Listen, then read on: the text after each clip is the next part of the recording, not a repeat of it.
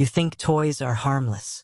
You tuck them in, you leave them in the corner, you forget about them for years, until something remembers you. Tonight, we're talking about 3 toys that didn't just sit quietly on a shelf. They learned the names they were called. They knew bedtime routines. They answered.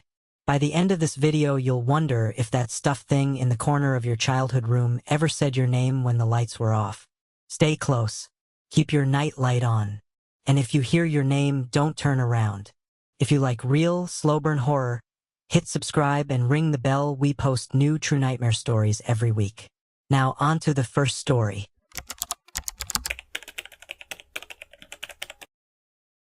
When Mia was 7, she had a brown teddy with one button eye. Everyone called him Benny. It had been a present from her grandfather, a thin man with a crooked smile who smelled like mothballs and peppermint. Benny lived on the corner of Mia's bed, propped so his face looked toward the doorway. Everything about that house was ordinary.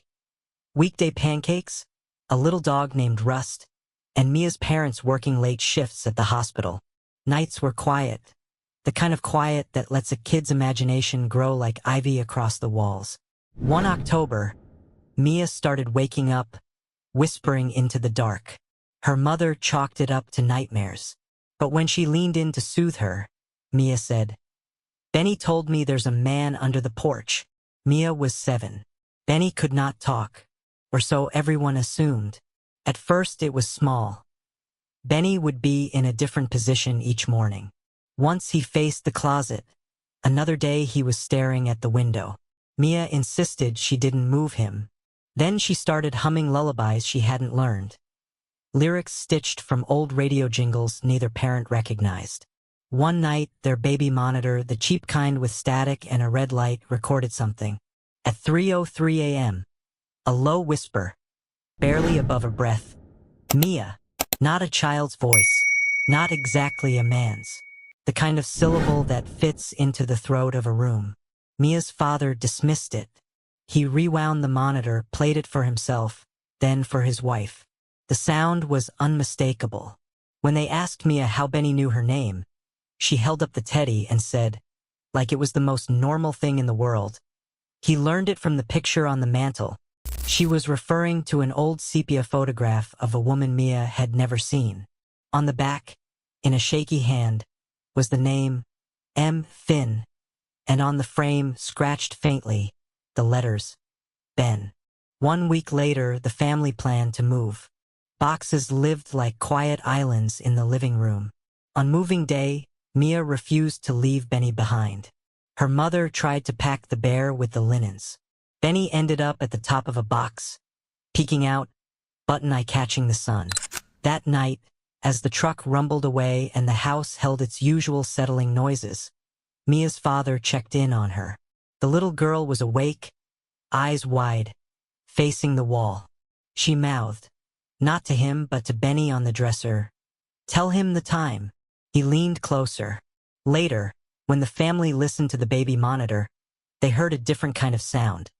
A series of clicks, like a clock resetting, and then 3:03, the exact time the first whisper happened. They left Benny in a box on the way to the new house. But the next morning, Mia's father found him sitting on the front step. The thread of the button eye was restitched and someone had scrawled, in shaky script, the name MIA on the inside seam. The family never moved without checking under the porch. They burned Benny eventually, or so they said. But Mia, 20 years later, keeps a tiny lump in her throat each time the clock hits 3:03. If your old stuffed animal survived a house move, congrats, you probably have better boxes than Mia's family. Also, check your porch.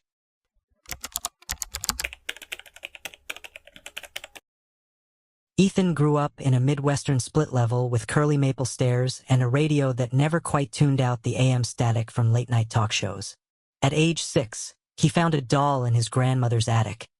A porcelain-faced thing with glassy brown eyes and braids that smelled faintly of dust and lemon oil. Grandma called her Rose, because the doll wore a faded rose-printed dress. Ethan, being a kid, named the doll Rosie, and carried her everywhere. Rosie's head had a tiny hairline crack near the left temple, like someone had tried to divide her into two people and stopped halfway. Rosie wasn't supposed to be scary. She had sewing marks and had apparently been made by a local craftswoman in the 70s. But within days, Rosie started to do things that made Ethan uncomfortable. He swore the doll would be turned to look at him when he entered a room. Glassy eyes tracking like a lighthouse. Ethan's parents thought it was normal toddler imagination until Rosie began to repeat phrases Ethan had never spoken around her. At dinner, he would say something silly, "The moon eats pillows," just to be playful.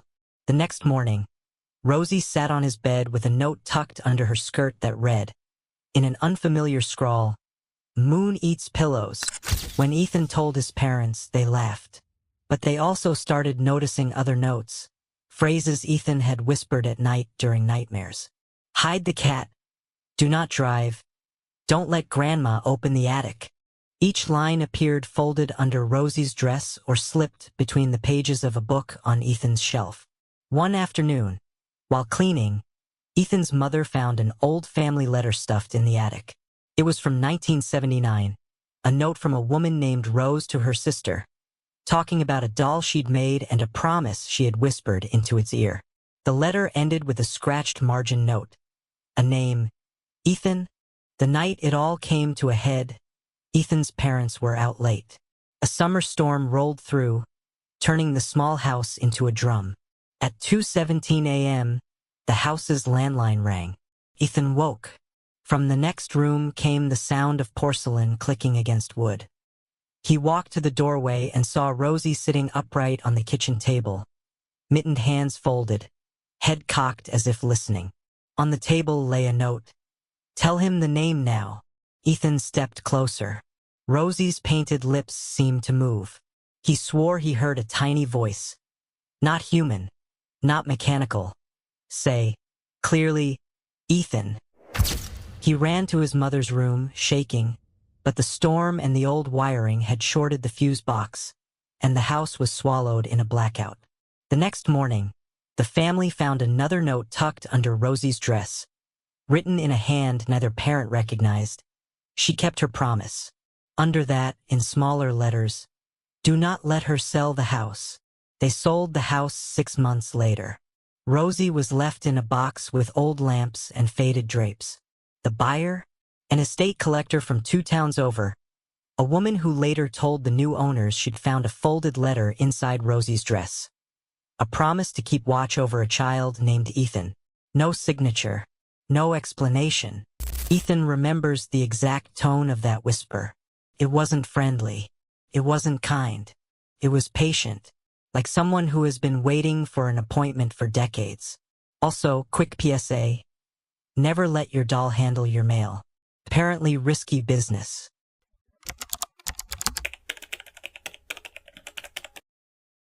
This next one comes from the rural edges, where houses sit like secrets in wide fields. Abigail grew up visiting her aunt's farmhouse every summer. Hay in the barn, thunderstorms that broke like plates, and an attic full of crates labeled with dates the family pretended to forget. On a sticky July afternoon, Abigail found a rag doll sewn from plaid scraps. One button eye was loose. The other was a safety glass one, steady, clear as a pupil. The doll had a stitched smile that leaned like it was keeping one side of a secret. Abigail took the doll downstairs and slept with it for the week she stayed. It was comforting, like a hand-knitted blanket. The family called it Patches. Everyone had a reason why it might be special. Aunt June told stories of a cousin who trained animals. Grandpa added an ominous chuckle, but no one imagined the doll would become an ordinance of fate. On the second night, Abigail tossed Patches aside, annoyed at a sudden summer thunder surge. The doll landed on the floor and, the next morning, was folded neatly on her pillow. Abigail told herself it was the cat. Then, small coincidences began to stack. A week after she returned home, Abigail's mother called. The town fair, the place where Abigail had entered a small pie contest, had burned a trailer in a late-night fire. "We should have never let them park it near the west lot," the caller said, voice shaking. Abigail remembered she had seen, in the fair program, a name circled in blue ink the week before, someone her aunt had warned her about. The name was the same as the woman who owned the trailer. Patches had been tucked inside Abigail's bag that day at the fair. When she emptied the bag later, she found a scrap of paper folded into a tiny square. On it, "Don't go to the west lot."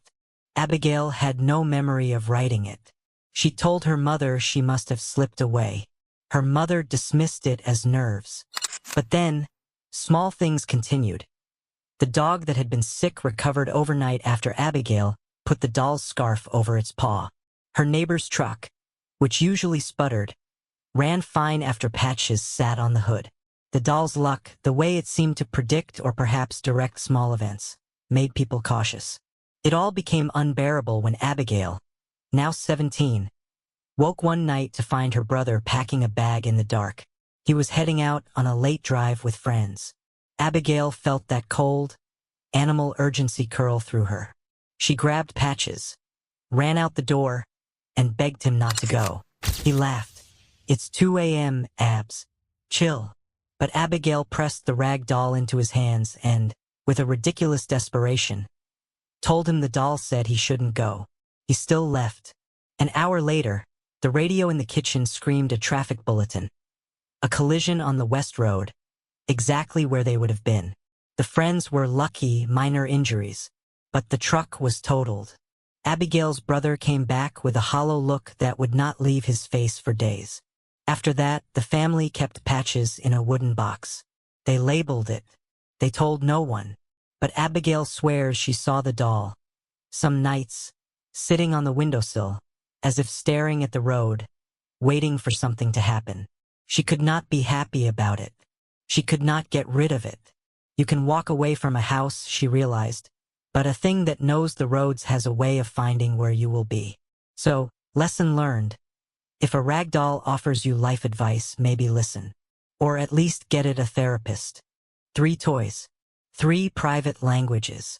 They all share something quiet and dangerous. Intimacy. Toys are not strangers. They are patient.